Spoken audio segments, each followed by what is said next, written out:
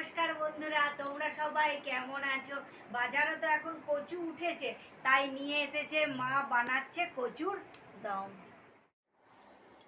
দেখো ফ্রেন্ড, আমরা কচুর দম বানাচ্ছি। বানাতে প্রথমে ফোড়ন দিচ্ছে মা। কি ফোড়ন দিচ্ছ? জিরে, গোটা জিরে হাফ চামচের মতো, গোটা জিরে ছোট চামচে।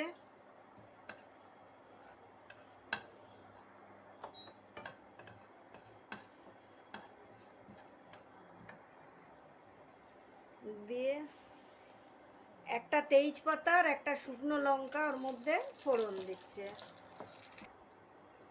এবারে কচুগুলো দেখো জলটা ঝরিয়ে নিয়েছে মা, দিয়ে ওর মধ্যে দিয়ে দিচ্ছে। ফোড়নটা একটু হয়ে যাওয়ার পরেই কচুটা দেবে।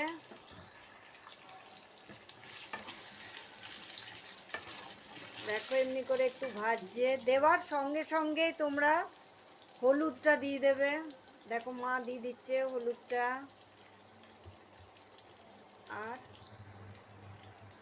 লবণটা আন্দাজ মতো তোমরা লবণ দেবে। লবণ দিয়ে এবার এটা একটু ভাজবে, তাই তো মা? হলুদটা একটু দিয়ে দিতে হবে, কারণ কচু তো, নাহলে একটু কালচে ভাব চলে আসবে। হলুদ দিয়ে দিতে হবে, হলুদ দিয়ে নুন দিয়ে কচুটা ভাজতে হবে একটু লাল লাল। দেখো এটা ভাজা হয়ে গেছে, এমনি করে ভাজা হবে। কচুগুলো দিয়ে কি দেবে মা? ভাজা হবে এই যে এরকম করে কচুগুলো ভাজা হবে, এমনি একটু লাল লাল করে ভাজা হবে। দিয়ে কি দেবে? এবারে দেবো আমি, এটা হচ্ছে ধনে গুঁড়ো। ধনে গুঁড়ো 2 চামচের মতন লাগবে। 2 চামচের মতো ধনে গুঁড়ো। আচ্ছা, আর 1 চামচ জিরে গুঁড়ো। 1 চামচের মতো জিরে গুঁড়ো। আচ্ছা,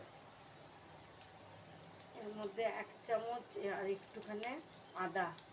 আদা বাটা দিয়েছে 1 চামচ, আর একটু দিয়ে এটা আবার একটু নাড়াচাড়া করবে।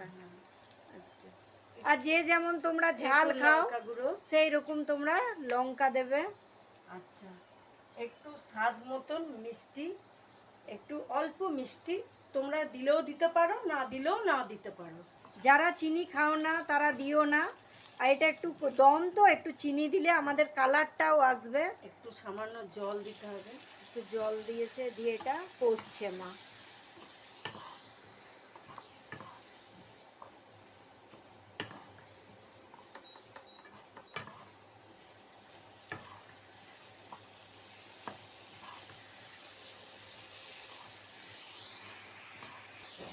দেখো সব মশলাগুলা দিয়ে মা কষছে। দেখো কষা হয়ে গেছে, এমনি কষা হবে। দিয়ে এবার মা সেদ্ধ হবার মতো জল দিয়ে দিচ্ছে।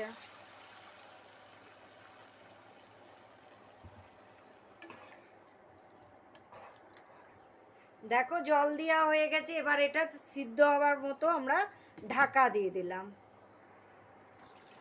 দেখো আমাদের জলটা শুকিয়ে গেছে, এই রকম হবে। দিয়ে এরপর কি দেবে মা? গরম মশলা, একটু গরম মশলা, একটু গরম মশলা, এই যে 1 চামচের মতো মা গরম মশলা দিল। দিয়ে একটু নাড়াচাড়া করে নামিয়ে দিল। তৈরি আমাদের নিরামিষ কচুর দম। তোমাদের যদি আমাদের রান্নাগুলো ভালো লাগে তাহলে একটা লাইক, কমেন্ট আর চ্যানেলটাকে সাবস্ক্রাইব করবে। তাহলে দেখা হচ্ছে আবার একটা নতুন ভিডিও। বাই।